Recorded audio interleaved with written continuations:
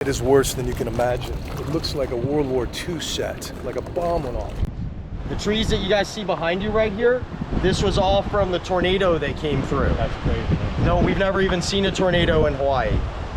In a place so familiar with weather extremes, Wow, it's crazy. Maui locals have never seen anything like the firestorm that obliterated Lahaina. We just saw a little smolder of smoke, and we're like, oh, the house had survived, and now there's a little brush fire, and then within 5 minutes the whole thing was engulfed. It just went up in flames. Really? There's nobody there to put anything out. We're just pulling into Lahaina now, just getting our first glimpse at this town after hearing these nightmarish stories.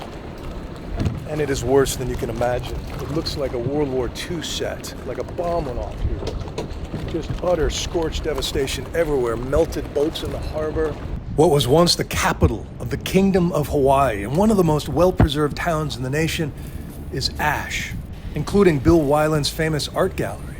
And he says he escaped the flames on his Harley Davidson, riding around evacuees trapped between fire and ocean. Had I took the car instead of motorcycle, I'd probably been with everybody else jumping in the water. It was flames were shooting over the top, coming at. I didn't even want to look behind me because I knew they were behind me. And there's nowhere to go. You're pinned between Just the pinned, and that's fire what happened. and the ocean. That's what happened to all the people, I think, is all those cars that were sitting waiting for someone to move in front of them. No one was moving anywhere. You were dead in the water. Yeah.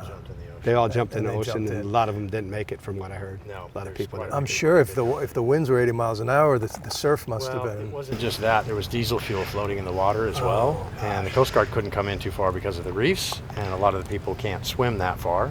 And then a couple people died of smoke inhalation as well. They were just inundated. I know a lady that stood in the water for 8 hours.